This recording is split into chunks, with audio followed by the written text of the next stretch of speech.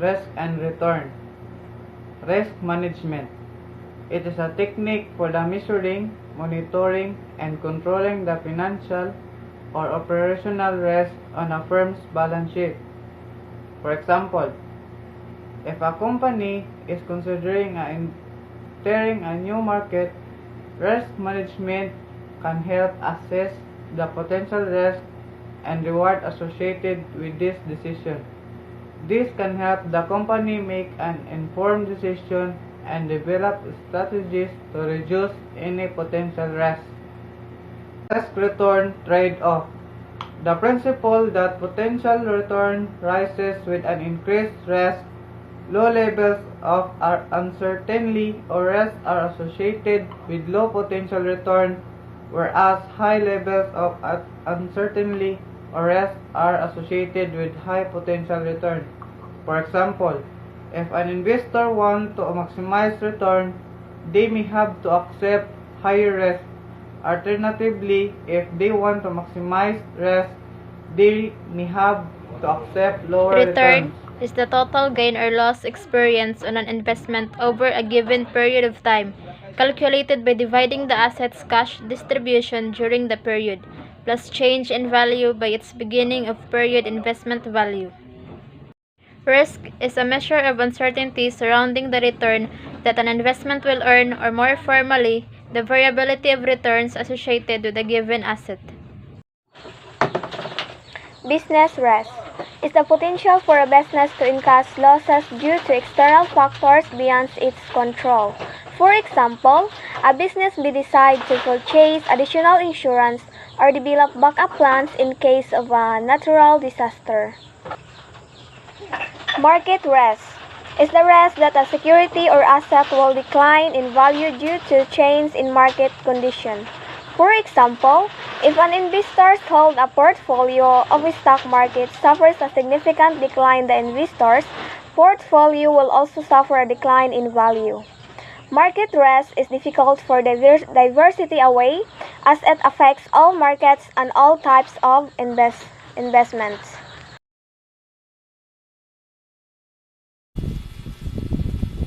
Purchasing power risk is the risk of investment losing value due to changes in purchasing power. Purchasing power is the amount of goods or services that can be purchased with a unit of currency. Like for example, if you have $100 today and the rate of inflation is high, that money may only be worth $80 in a few years. This means that you have less purchasing power than you did before, and the value of your investment has decreased, or leverage risk. It is the risk that an organization faces when it uses debt to finance its operation. When a company takes on debt, it is increasing its financial risk, as it has more to lose if something goes wrong and it is unable to repay the debt.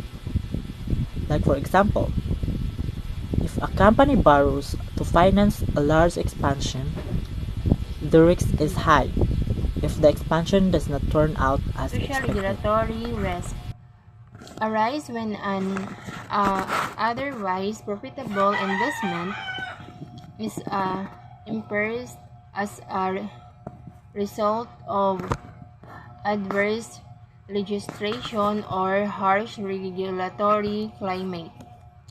Social regulatory is the risk that a company may be exposed to due to change in the social or regulatory investment. This risk can be both regulatory and reputational. For example, a company may be exposed to social regulatory risk if due to business or if public opinion shift and cause reputational damage. Potential risk can rise from variety of sources, including and government, civil unrest, foreign policy, or the action of political leaders.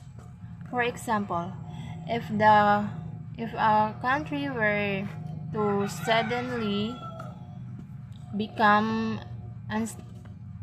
unstable due to political upheaval, foreign investor might be concerned about the safety of their investment. In that country, political risk can also rise from damage in the trade agreement, foreign exchange regulation, or even moral disaster. Speculative risk are situations that offer the chance of a gain but might result in a loss. Speculative risk, uncertainty about an event under consideration that could produce either a profit or a loss, such as business venture or a gambling transaction. Capital value risk affects the value of fixed income securities of long and indefinite maturity. This type of risk is generally associated with long-term investment in stocks, bonds, and other securities that are typically held for a period of at least 1 year.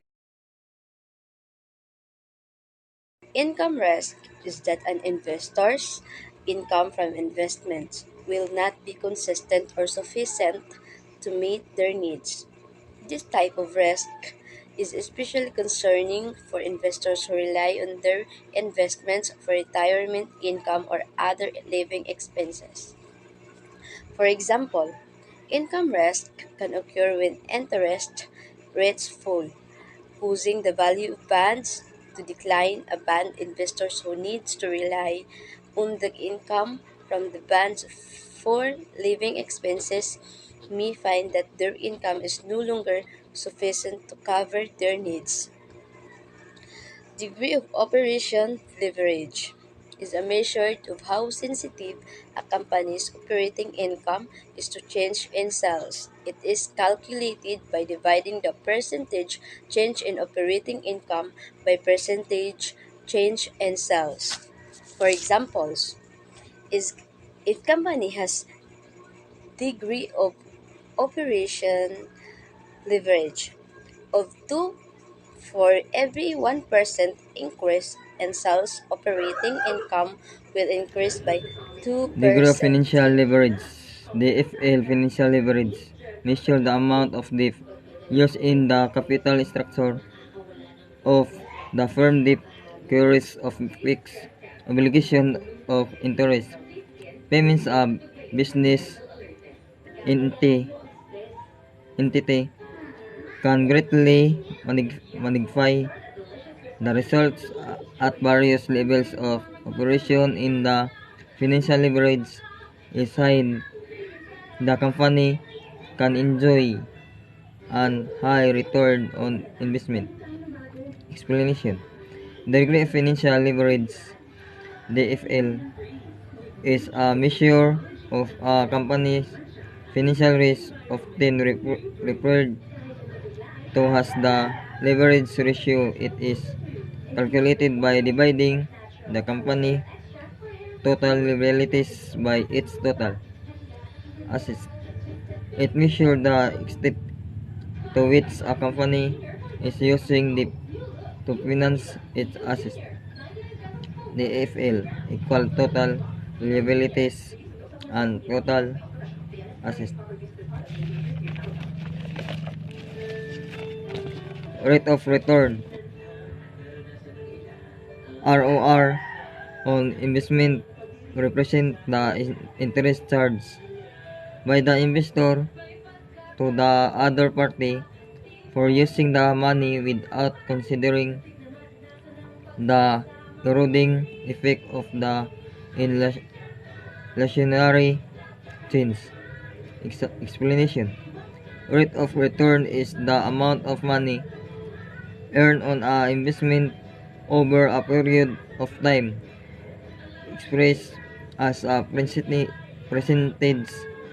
It is a measure of the profit or loss generated on an investment relative to the amount of money invested. It includes both capital gains and income from dividends or interest earned on the investment. For example, if an investor purchases of stock for 100 and after 1 year the value of the investment has increased 120, the rate of return is 20%.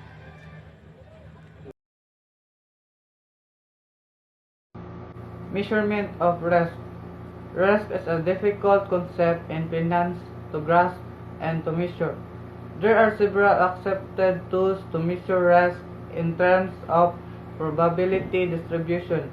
For example, financial institutions may use risk measurement to assess the risk and ascertain investment and the potential return on the investment. Risk measurement can also help organizations to identify opportunities and develop strategies to maximize Standard profit. deviation. A standard deviation is a statistical measurement of variability of a set of observation. It has a rule that the smaller the standard deviation, the lighter the probability distribution, and accordingly, the lower the level of riskiness of a given investment alternative.